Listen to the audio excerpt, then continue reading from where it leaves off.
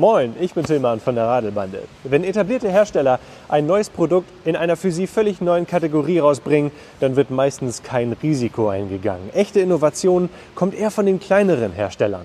Aber Kettler ist all in gegangen und herausgekommen ist das hier, das Cargoline FS 800. Und das gucken wir uns heute mal ganz genau an.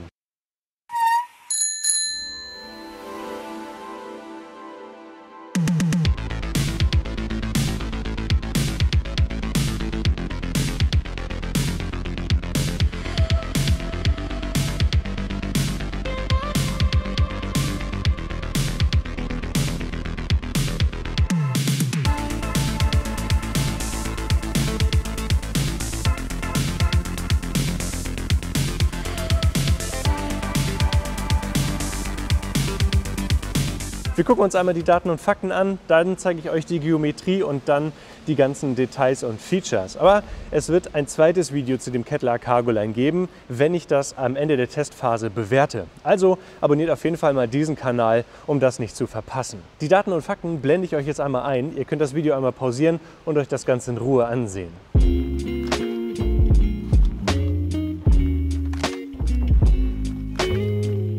Starten wir mit der Sitzgeometrie, denn hier gibt es schon sehr viele interessante Details und die ist sehr, sehr variabel. Die Sitzhöhe passt für Menschen zwischen 1,60 Meter und etwa 1,95 Meter. Aber der Clou an der ganzen Geschichte ist, also die richtige Sitzhöhe ist tatsächlich nur ein Knopfdruck entfernt. Was auch noch auffällt hier, ist der Sitzwinkel sehr flach. Das heißt, größere Menschen kommen weiter vom Lenker weg und kleinere Menschen kommen näher an den Lenker ran. Aber das ist gar nicht unbedingt notwendig, denn hier beim Lenker gibt es auch einige Verstellmöglichkeiten. Erstmal kann man den Lenker um 20 cm in der Höhe verstellen. Und dann ist der Lenker auch noch um 40 Grad hier in der Neigung verstellbar.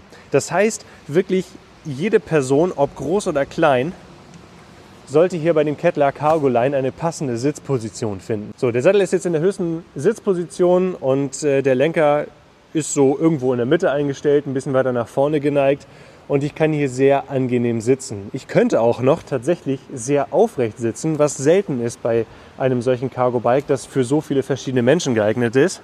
Und was auch auffällt, der Sattel ist in der höchsten Position jetzt und der Lenker ist trotzdem darüber. Das heißt, ihr bekommt wirklich auch als großer Mensch eine sehr entspannte oder eine sehr sportliche Sitzposition hin. Das ist ziemlich cool. Starten wir jetzt mal mit den Details und Features und dem absoluten Elefanten im Raum, dem Gepäckträger. Keine Sorge, wir kommen noch nach vorne. Aber der Gepäckträger ist auch schon interessant, weil er hier auf dem Hinterbau sitzt und eine recht hohe Belastungskapazität mit 25 Kilogramm bietet. Ebenfalls sind hier dann so Streben noch eingearbeitet, an die man ganz einfach Packtaschen setzen kann. Das Rücklicht sitzt hier hinten drauf und es ist noch mit dem iRack-System ausgestattet, mit dem sich Körbe oder ähnliches hier einfach draufklicken lassen. Und wenn ihr mal die Brötchentüte nicht unbedingt vorne reinschmeißen wollt, dann könnt ihr sie hier einfach in die kleine Klappe setzen. Das finde ich ein schönes Detail. Und jetzt, wo wir hinten schon sind, gucken wir uns doch mal die hintere Federung an. Anders als bei anderen vollgefederten Long Johns hat Kettler dem Cargoline ein Mehrlenkersystem spendiert. Also hier sind verschiedene Punkte, in denen der Hinterbau einfedert. Und das soll das Ganze deutlich weniger abhängig von Antriebseinflüssen machen und nochmal deutlich feinfühliger reagieren lassen. Aber auf jeden Fall ist das Ganze natürlich sehr, sehr schön gestaltet. Und auf den ersten Blick sieht man gar nicht, dass es sich hier um eine Vollfederung handelt, denn der Dämpfer ist hier hinter dem Sitzrohr richtig schön eingebettet. Und es ist auch ein Luftdämpfer. Das heißt, er lässt sich sehr genau auf die Gegebenheiten anpassen und auch sperren. Ich muss sagen, der komplette hintere Rahmen wirkt sehr modern, ist sehr ansprechend gestaltet, hat schöne Rohrprofile, wirkt relativ filigran, ist aber stabil. Das gefällt mir schon echt gut. Und weil ihr jetzt so geduldig wart, gehen wir jetzt nach vorne. Kettler hat hier eine sehr, sehr interessante Designentscheidung getroffen und nutzt die Narbe des niederländischen Erfinders und Ingenieurs Elian Feitman. Der hat eine Narbe erfunden, die sich am ehesten mit Narbe mit Achsschenkellenkung beschreiben lässt. Denn anders als bei herkömmlichen Fahrradlenkungen kommt hier nicht von oben eine Gabel und die Achse lenkt sich mit der Narbe mit, sondern hier lenkt die Narbe um die Achse rum. Das ist ein sehr, sehr interessantes Prinzip und soll laut Elian mehrere Vorteile haben. So sind die Lager hier in dieser Narbe wesentlich größer, haben einen wesentlich größeren Durchmesser und viel mehr Kugeln als bei einer normalen Fahrradnarbe, was zu einer größeren Lebensdauer und größerer Stabilität beitragen sollte. Und die Kräfte beim Bremsen werden auch ganz anders in den Rahmen oder in das Fahrrad geleitet als bei einer herkömmlichen Gabel, wo die Bremskräfte zu so einer Knickbelastung führen könnten. Dadurch soll das System insgesamt deutlich langlebiger und deutlich stabiler sein, als wenn man hier eine normale Gabel bzw. eine Federgabel hätte. Eine Sache weiß ich aber, es sieht richtig, richtig spacig aus und es ist ein echter Hingucker. Und diese beiden Arme, die so links und rechts in grün zu dieser Narbe greifen, die sehen so ein bisschen aus wie so die Zangen von so einer Ameise. Ist auch ein bisschen creepy, oder? Der Lenkeinschlag ist natürlich ein bisschen eingeschränkt, aber wie das den Alltag beeinflusst, das sehen wir dann im zweiten Video. Aber Kettler belässt es nicht dabei, sondern versieht das Elian-System dann auch noch mit einer Federung als erster Hersteller überhaupt. Und diese Federung, die sitzt hier hinter dem Vorderrad und ist ein großer Elastomerblock, der insgesamt, wie gesagt, 45 mm an Federweg bietet. Diese Designentscheidung für das Elian-System, die bietet auch noch andere zusätzliche Vorteile und da wären wir jetzt hier bei der Box. Für die Ladefläche gibt es verschiedene Optionen. Sie lässt sich vielfältig ausstatten. Unter anderem gibt es zum Beispiel eine große Kiste mit einem Deckel, mit der sich dann der Bauraum über dem Vorderrad auch noch etwas anders nutzen lässt, als das bei anderen Cargo-Bikes möglich wäre. Aber hier drauf ist der brandneue Kids Carrier. Den Kids Carrier gibt es in einer 600er und einer 800er Version, aber die 800er hat nochmal ein Detail, das sehr, sehr nützlich ist. Da komme ich gleich noch drauf. Auch hier bei der Konstruktion des Kids Carrier macht Kettler einiges anders als die etablierte Lastenradkonkurrenz. Denn erstmal nutzen sie diese Grundkonstruktion des Fahrrads richtig gut aus. Wir haben hier keine stromlinienförmig geformte Box, sondern sie neigt sich so ein bisschen nach vorne über das Vorderrad rüber, damit die Kinder hier ein richtig luftiges Raumgefühl haben und sich nicht eingeengt fühlen. Dann besteht dieser Kids Carrier maßgeblich aus zwei stabilen Aluprofilen, die einmal die komplette Box umschließen, und zwar von unten von der Ladefläche wirklich einmal komplett rüber und die dann auch den Rest der Box halten. Also die sind wirklich stabil. Auch beim Material der Verkleidung geht Kettler hier wieder einen eigenen Weg und nutzt nicht das EPP, das in letzter Zeit ja so beliebt ist, sondern hier ein Nylongewebe. Diese Grundkonstruktion dieser Box, die ist stabil genug und der Rest wird dann halt mit leichtem, widerstandsfähigen und dünnem Nylongewebe ausgekleidet, das auch wasserdicht ist und somit auch das Raumgefühl oder den Platz in der Box möglichst vergrößert. Hier in der Box sind 4 Fenster, die sich individuell öffnen und schließen lassen und die dann auch noch mit UV-abweisendem Material ausgestattet sind. Alle Fenster lassen sich mit Reißverschlüssen öffnen. Und dann befinden sich hier hinter solche Fliegengitter. Das Fenster lässt sich dann auch noch so nach oben aufrollen. Dann macht man das hier fest und gerade im Sommer kommt dann richtig schön viel Frischluft rein, aber alle ungebetenen Gäste bleiben draußen. Die Seitenfenster lassen sich ebenfalls nach dem gleichen Prinzip öffnen. Wir haben hier auf der einen Seite Reißverschlüsse. Dann kann man das öffnen. Dann hat man hier erstmal ein Fliegengitter und dahinter verbirgt sich dann ein großer Einstieg. Hier kann man entweder dann die Kinder reinsetzen oder sie können selbstständig in die Box einsteigen, dadurch, dass hier eine Trittstufe ist und hier oben ein stabiler Rahmen, auf den sie sich aufstützen können und dann hier ganz einfach selber einsteigen können. Und wenn man mal Fahrgäste hat, die ein bisschen größer sind oder man wirklich gutes Wetter hat und einfach mal die Sonne von oben reinscheinen lassen möchte oder die Zimmerpflanze wie durch die Gegend transportieren muss, dann kann man hier das Dach auch noch öffnen. Es ist quasi so eine Art Schiebedach und hier hinten ist das Ganze offen.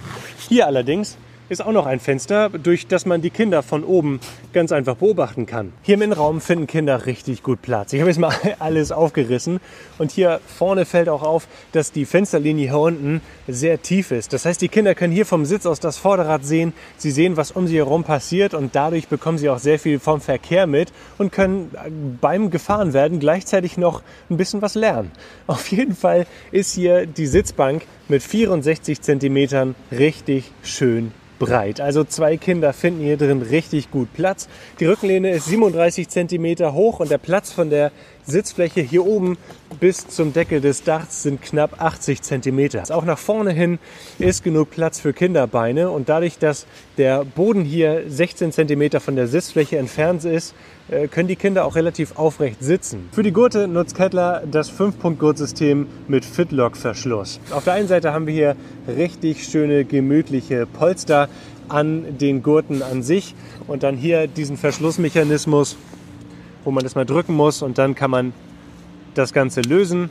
Und hier kann man dann auch noch die Gurte auseinandernehmen, damit Kinder vielleicht etwas einfacher nochmal einsteigen können oder in die Gurte kommen. So, und dann auch hier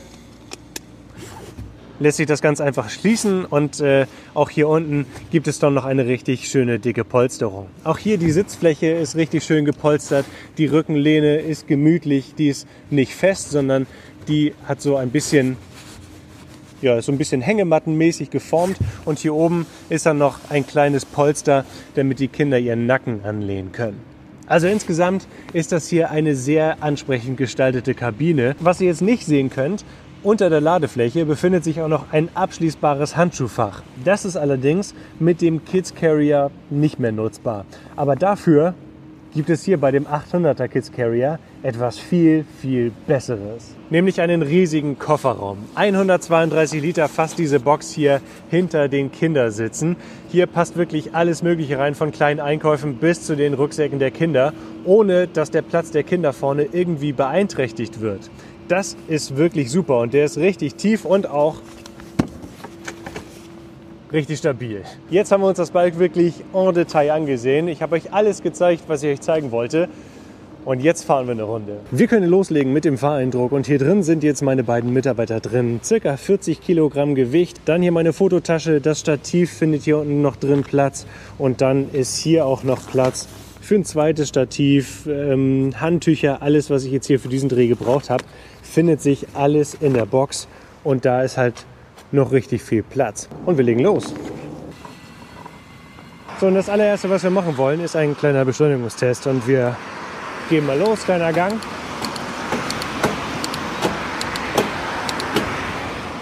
Jo, die 12 Gänge schalten richtig sauber durch. Wir haben ein Rad mit einer Vollfederung und die wollen wir auch testen. Das hier ist die Jürgen-Wullenweber Straße. 400 bis 500 Meter allerfeinste Bruchasphalt. Und damit ideal geeignet, um mal zu gucken, wie das so federt. Also hier kann man wirklich äußerst angenehm rüberfahren. Was ab und zu mal vorkommt, ist, dass der Lenkarm gegen die vordere Schwinge prallt bei stärkeren Schlägen. Aber hier ohne weiteres 26 km/h. Bei mir kommt äußerst wenig an. Das ist super angenehm. Und jetzt geht's Offroad weiter. Also es fällt auf, dass das Rad richtig angenehm einlenkt. Ja, und hier haben wir jetzt natürlich so ein paar längere Wellen. Da fährt das Rad richtig angenehm rüber. Ab und zu klappert es mal so ein bisschen aus dem Akkufach. Also schnelles Ausweichen. Wir haben jetzt natürlich eine schwer beladene Box. Und man muss dann so ein bisschen mit dem Oberkörper arbeiten. Aber das Rad lässt sich sehr natürlich in die Kurve legen. Es bricht nicht aus. So, hier mal ein bisschen enger. Auch das macht das Rad ohne weiteres mit. Ein bisschen ausweichen, damit es nicht zu dreckig wird. Sehr angenehm über diese Kannsteine rüber. Hier so leichtes Kopfsteinpflaster. Jetzt meldet sich nur ein bisschen das Stativ unten in der Box, das gegen so ein kleines Metallteil stößt. Hier ist stärkeres Kopfsteinpflaster. Ich merke natürlich so ein bisschen Bewegung hier am Lenker, aber das ist wirklich nur minimal. Ich sitze sehr angenehm, der Hinterbau federt gleichmäßig. Man merkt natürlich schon, dass es ein Schiff ist, es ist ein relativ großes Fahrrad, es ist auch relativ breit. Aber wir sollen trotzdem durch die meisten Engstellen kommen. Das probieren wir jetzt mal hier. Angenehm rüber. So. Ja, und auch der Lenkeinschlag ist für die meisten Situationen im Alltag ausreichend. Okay. Ja, da kommt man dann irgendwann an eine Grenze und wenn das Vorderrad an die Grenze stößt, dann Die muss man entweder kennen oder man wird halt ein bisschen davon überrascht und muss das Bein rausstellen. Ja, auch so über Kanten, das ist wirklich ultra angenehm. Jetzt haben wir mal eine kleine Abfahrt, 32, 33, 34 km/h, 40 km/h. Es fährt sich sehr sicher, es ist sehr vertrauenserweckend. Der Jerusalemsberg, keine besonders starke Steigung, aber es ist das, was wir in Lübeck haben. Wir starten langsam und werden dann noch langsamer. Kleiner Gang, leichte Übersetzung, hohe Trittfrequenz. Schalten hoch, bis wir eine angenehme Geschwindigkeit haben. 20 km/h. Trittfrequenz können wir uns hier auch anzeigen lassen. Und die Watt, 240 Watt. Knapp 90er Trittfrequenz, 88, 87. 17 km/h. 16, 300 Watt. 280. Also 17 km/h hier bei dem letzten Stück und 16 km/h bei dem steilsten Stück. So einen Berg kommt man relativ einfach hoch mit einer hohen Geschwindigkeit. Wenn sie länger werden oder steiler, ist man dementsprechend langsamer. Wir machen jetzt einen Bremstest. Es war die letzten Tage nass, dann hat es gefroren, aber hier unter einer Brücke ist es frostfrei.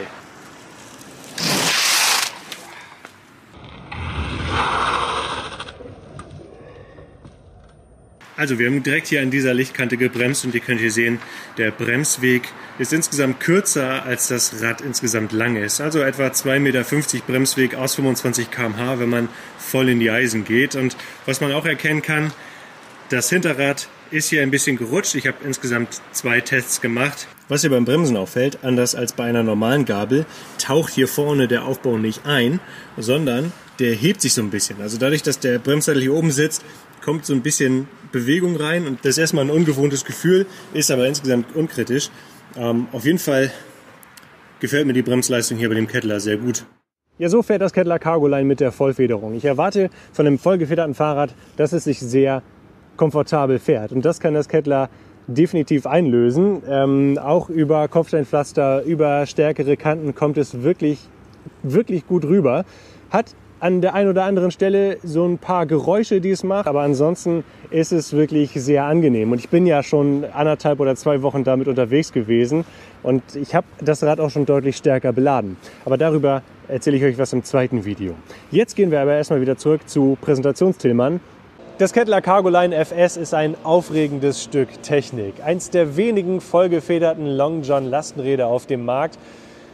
Ist schon echt eine Erscheinung. Es ist ein echter Hingucker und als ich das erste Mal gesehen habe, 2019, damals auf Bildern, wollte ich das mal fahren und jetzt kann ich das wirklich mal für mehrere Wochen für euch im Alltag testen, beziehungsweise nicht nur ich, sondern meine ganze Familie, auch meine Frau Lea wird damit bestimmt einige Kilometer unterwegs sein. Aber unser letztendliches Fazit werdet ihr dann im zweiten Video sehen. Jetzt seid ihr gefragt, was sollen wir mal mit diesem Rad machen in den nächsten Wochen während dieses Tests, damit wir das so möglichst vollumfassend erleben können. Und habt ihr Fragen oder Anmerkungen zu diesem Test oder zu diesem Video, dann schreibt es mal unten in die Kommentare. Lasst einen Daumen nach oben da, wenn euch das Video gefällt und wenn ihr dabei sein wollt, wenn die Radelbahn das nächste Mal auf Tour ist. Dann abonniert den Kanal. Tschüss. Bis dann.